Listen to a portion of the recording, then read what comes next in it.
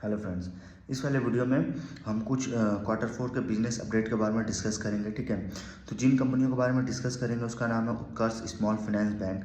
उत्कर्ष small finance bank देखो तो ये कंपनी जॉइंट लेंडर ग्रुप में काम करती है। मतलब जैसे जॉइंट लायबिलिटी ग्रुप जो JLG ग्रुप होता है ना, वो उसमें अगर देखो तो कंपनी जो स्मॉल टिकट साइज जो लोन होता है ना, स्मॉल टिकट साइज लोन वो देती है वुमेन्स को, जो समझ लो जो इनकम जनरेशन जो पर्पस के लिए जो वुमेन्स जो होती है ना, उनको जो ये कंपनी लोन देती है। ठीक है, तो जो वुमेन्स जनरली ये कंपनी का प्रेजेंस देखोगे तो रूरल हो गया, सेमी अर्बन एरियाज हो गया, वहाँ इनका प्रेजेंस है। ठीक है, देन कंपनी का जो इनका क्वार्टर फोर का जो बिजनेस अपडेट था वो देखो तो काफ़ी टर्न अराउंड हुआ है। ठीक है, वैसे देखो तो कंपनी का अगर आप स्टॉक्स देखोगे तो स्टॉक्स लगभग आई थिंक इसका हाई 60 रुपीज़ था। 60 रुपीज़ से गिर के ये कंपनी आज देखोगे 12-13 रुपया के प्राइस में। ठीक है, तो काफ़ी हद तक ये कंपनी का प्राइस जो है गिर चुका है, क्योंकि इनका जो भी इनका जो बिजनेस था, इनके बिजनेस में काफ़ी ज़्यादा प्रॉब्लम आया हुआ था। ठीक है, और अभी देखो तो ये क्वार्टर फोर से देखोगे तो आस्ते आस्ते इनमें जो है सुधार आ रहा है, टर्न अराउंड, मतलब इनका जो परफॉर्मेंस जो है वो आस्ते आस्ते बेटर हो रहा है। वैसे इसमें अगर क्वार्टर फोर में देखोगे इनका जो डिसबर्समेंट का नंबर था, जो वाई ओ वाई लेवल पे जो इंक्रीज़ हुआ है वो 30% इंक्रीज़ हुआ। ठीक है, वाई ओ वाई लेवल पे। बट यही क्वार्टर एंड क्वार्टर देखोगे तो टोटल डिसबर्समेंट वो 46% से ग्रो किया। ठीक है, quarter end quarter. Then JLG disbursement देखोगे तो JLG डिसबर्समेंट वो 58% से ग्रो हुआ है quarter end quarter. Non JLG जो है वो 40% से ग्रो हुआ है वो क्वार्टर एंड क्वार्टर। ठीक है, तो क्वार्टर एंड क्वार्टर देखो तो काफ़ी अच्छा ग्रोथ है। बट इनका टोटल डिसबर्समेंट देखो, आप क्वार्टर एंड क्वार्टर देखो या वाई ओ वाई लेवल पे देखो, वो सारे में जो है वो इंक्रीमेंट है। तो इससे यही जो है वो प्रूव्ड होता है कि इनका जो नंबर है वो काफ़ी हद तक जो है वो टर्न अराउंड हो रहा है। ठीक है, वैसे स्टॉक्स देखो तो काफ़ी गिरा हुआ है, मतलब 60 रुपये वाला स्टॉक्स देखो तो 13 रुपये में आ गया। तो बिजनेस में यही होता है कि अगर आप कंपनी को सही से अगर ट्रैक करोगे, उसके बिजनेस में क्या चल रहा है, क्या चेंजेस वगैरह हो रहे हैं, ये सारा कुछ आपको जो है वो एक कंपनी में पता होना चाहिए। क्योंकि कंपनी का जब आप कॉन्कॉल्स वगैरह PPT वगैरह जब आप रीड करोगे ना, तो वहाँ से आपको समझ में आ जाएगा कि कंपनी का जो आगे का गाइडेंस वगैरह वो कहाँ जा रहा है। ठीक है, तो उस हिसाब से देखो तो ये कंपनी 60 रुपये वाला स्टॉक जो है वो 13 रुपये में आ गया, मतलब आई थिंक 10 रुपये में आ गया था। तो मतलब कंपनी मतलब देखो तो आई थिंक 80-90% गिर गया है। लेकिन अभी देखो तो इसमें टर्न अराउंड स्टोरी हो सकता है, क्योंकि इनका डिसबर्समेंट देखो तो क्वार्टर एंड क्वार्टर 46% से ग्रो किया है, वाई ओ वाई लेवल पे 30% से ग्रो किया है। और इनका टोटल डिपॉजिट देखोगे तो 2.7% क्वार्टर एंड क्वार्टर इंक्रीज हुआ है। कासा डिपॉजिट देखो, कासा मतलब करेंट अकाउंट, सेविंग अकाउंट, तो वाई ओ वाई लेवल पे 10% से ग्रो किया है, एंड क्वार्टर जो है वो 12% से ग्रो किया है। रिटेल टर्म डिपॉजिट देखोगे वो 19% से ग्रो किया वाई ओ वाई लेवल पे। ये क्वार्टर फोर का इनका बिजनेस अपडेट था। अब उत्कर्ष स्मॉल फाइनेंस बैंक देखो तो ये कंपनी जो है मेनली वुमेन्स को जो है वो लोन देती है, वो भी वो वुमेन जो छोटे छोटे जो स्मॉल टिकट साइज जो लोन होते हैं वो देते हैं वुमेन्स को, जो इनकम जनरेशन के पर्पस से जो है लोग लेते हैं। ठीक है, वुमेन जो है इनकम जनरेशन पर्पस के लिए लेती हैं, और उस लिए देखो तो इनका काफ़ी ज़्यादा इनमें जो प्रॉब्लम आया हुआ था, जो प्रॉब्लम काफ़ी हद तक अब लगता है कि आस्ते आस्ते जो है वो रिकवर कर रहा है। ठीक है, अभी पूरी तरह से रिकवर नहीं किया है, बट इनका रिजल्ट जो है वो एक्चुअली ये बिजनेस अपडेट है, रिजल्ट आते मैं आपको जो है वो बता दूंगा। बट ये बिजनेस अपडेट से लग रहा है कि ये कंपनी जो है वो टर्न अराउंड होने वाली। ठीक है, तो उस हिसाब से देखो तो कंपनी का डिसबर्समेंट जो है काफ़ी अच्छा ग्रो किया है। ठीक है, देन सेकंड कंपनी बात करेंगे PNGS रेवा डायमंड, मतलब वो PN गडगिल जो है ना उसी की कंपनियां हैं। ठीक है, रेवा डायमंड्स इन्होंने देखोगे तो ये कंपनी जो है वो जो डिफरेंट तरह के जो ज्वेलरी होता है ना जिसमें स्टोन सेटिंग होता है, मतलब स्टोन आप बोल सकते हो, डायमंड बोल सकते हो, ठीक है। तो जो डिफरेंट टाइप के जो गोल्ड होते हैं ना, जिसमें स्टोन सेटिंग्स मतलब जो डायमंड सेटिंग वगैरह होता है, वो ये कंपनी जो है मैन्युफैक्चरिंग करती है। मतलब प्रीसियस, सेमी प्रीसियस जो स्टोन्स होते हैं, वो उसके जो है वो गोल्ड में जो लगा रहता है ना, स्टोन्स वगैरह के जो काम देखोगे आप, जब डायमंड वगैरह के सेट वगैरह जो होते हैं ना, वो जो है कंपनी ये मैन्युफैक्चरिंग करती है, ठीक है। मैन्युफैक्चरिंग मतलब ये एक्चुअली मैन्युफैक्चरिंग नहीं बोलोगे उसको, ये कंपनी सेल करती है, ठीक है, सेल करती है, क्योंकि ये पीएन गडगिल्स के ही मतलब पार्ट है ये कंपनी, ठीक है। देन इनके अगर आप Q4 के बिजनेस अपडेट देखोगे तो इनका रेवेन्यू जो है वो 140 से मतलब 140% से ग्रो हुआ है। और इसमें अगर गोल्ड सेल को एक्सक्लूड कर दो तो ये 97% होता है, ठीक है। देन रेवेन्यू फ्रॉम ऑपरेशन देखोगे इंक्लूड गोल्ड सेल, तो वो आई थिंक 243 मिलियन होता है, ठीक है, Q4 FY26 में।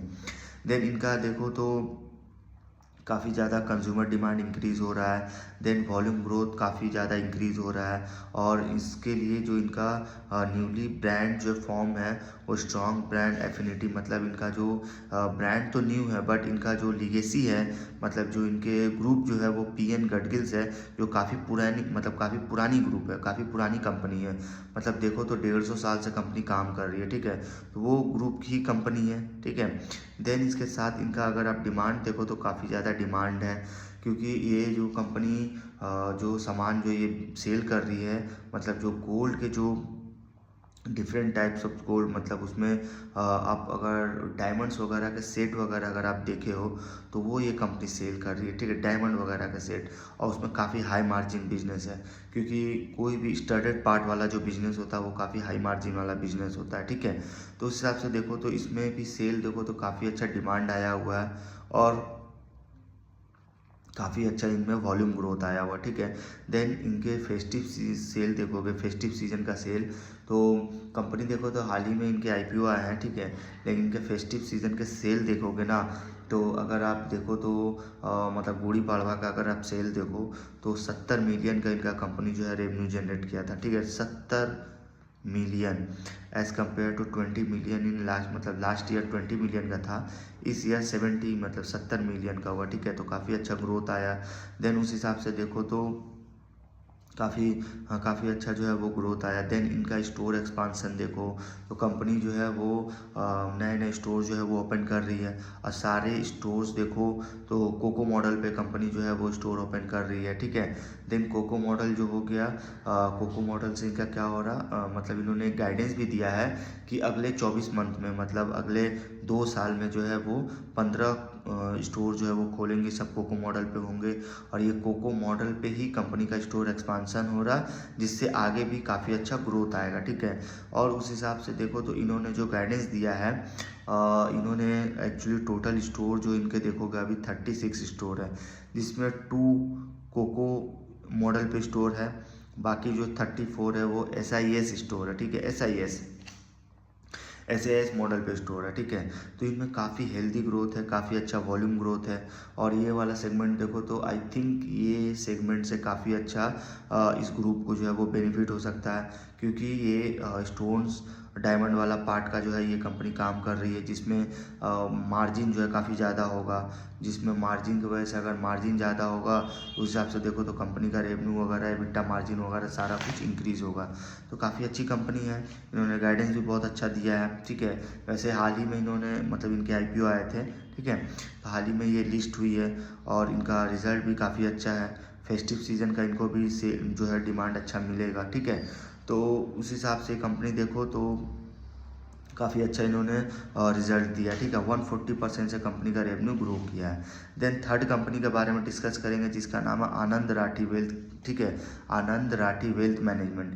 ये कंपनी देखोगे ना तो मतलब इसका रिजल्ट देखो तो बहुत अच्छा रिजल्ट आया, क्योंकि ये रिजल्ट देखोगे तो अगर आप Q4 का, अगर Q4 FY26 का अगर आप रिजल्ट देखते हो, जिसमें फेयर्स वैल्यू एक्सक्लूड हो, fairs value gain, ESOP expenses and tax effect, ठीक है, तो ये सब अगर आप एक्सक्लूड करो तो इनका अगर आप टोटल रेवेन्यू देखोगे तो वो 25% से ग्रो किया है, PBT 26% से ग्रो किया है, पैड देखोगे तो वो 25% से ग्रो किया, और AUM देखोगे ना वो 21% से ग्रो किया है। Q4 का नंबर था, ठीक है। देन यही ये एक्सक्लूड था इसमें। देन अगर आप इसको इंक्लूड कर देते हो, जो fairs value gain, ESOP expenses, related tax effect, ये सब अगर आप इंक्लूड कर देते हो, तब रेवेन्यू जो है वो 48% हो जाता है। मतलब एक्सक्लूड में 25% रेवेन्यू था, इंक्लूड में 48% से इनका रेवेन्यू ग्रो किया है। PBT देखो 41% से ग्रो किया है इंक्लूड में। देन पैट 40% से ग्रो किया है।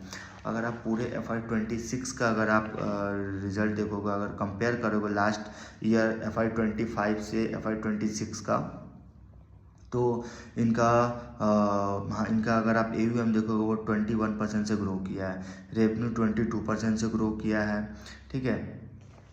PBT 29% से ग्रो किया, पैड जो है वो 28% से ग्रो किया, ठीक है।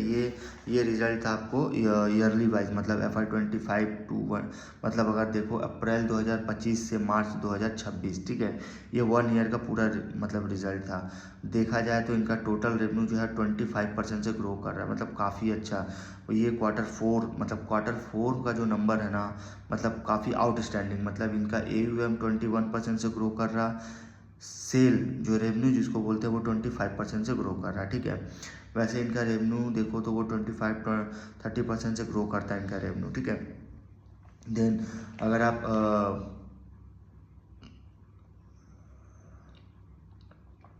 सिर्फ Q4 का अगर आप देखोगे पैट, तो 25% से ग्रो किया है, और रेवेन्यू जो है वो 25% से ग्रो किया है।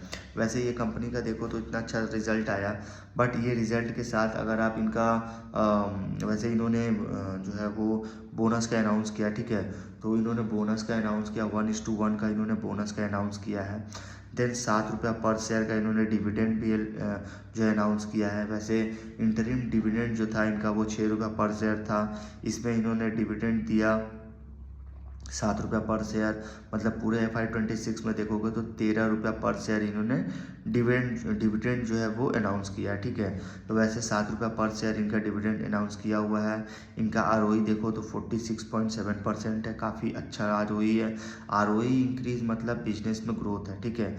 तो ये ROE जो है एक मेन फैक्टर होता है, जिससे ये आप लगा सकते हो अंदाज़ा कि इनका जो बिजनेस हो काफ़ी ग्रो कर रहा है। तो ROE अगर इंक्रीज हो रहा मतलब बिजनेस में कोई प्रॉब्लम नहीं है, ठीक है। तो ROE जैसे भी किसी भी कंपनी में देखो तो ये ROE जो है वो कॉमन है, क्योंकि ROE अगर इंक्रीज हो रहा मतलब बिजनेस में कोई प्रॉब्लम नहीं है, बिजनेस ग्रो कर रहा है, ठीक है। तो ये ROE यही बताता है। देन कंपनी का अगर आप एक्टिव क्लाइंट फैमिलीज देखोगे वो ग्रो किया 14% से YOY लेवल पे। देन रिलेशनशिप मैनेजर मतलब जो RM है वो इंक्रीज हुआ है 380 to 401। जो इनके सब्सिडरी कंपनी है और डिजिटल वेल्थ, वो देखोगे उसमें AUM जो इंक्रीज हुआ वो 22% से इंक्रीज हुआ है YOY लेवल पे। एंड इनका जो ओमनी फाइनेंशियल एडवाइज़र OFA है, वो अगर देखोगे जो सब्सक्राइबर बेस है वो इंक्रीज़ हुआ है, ठीक है। तो पहले सब्सक्राइबर से अभी देखोगे तो काफ़ी ज़्यादा इंक्रीज़ हुआ, मतलब अभी के सब्सक्राइबर देखो जो इंक्रीज़ हुआ वो 6,906 हो गए, ठीक है। तो काफ़ी अच्छा ग्रोथ है। मतलब इनका अगर आप FY26 का मतलब Q4 FY26 का अगर रिजल्ट देखो तो काफ़ी अच्छा रिजल्ट, मतलब 25% से इनका सेल्स जो है वो ग्रो कर रहा है, 25%।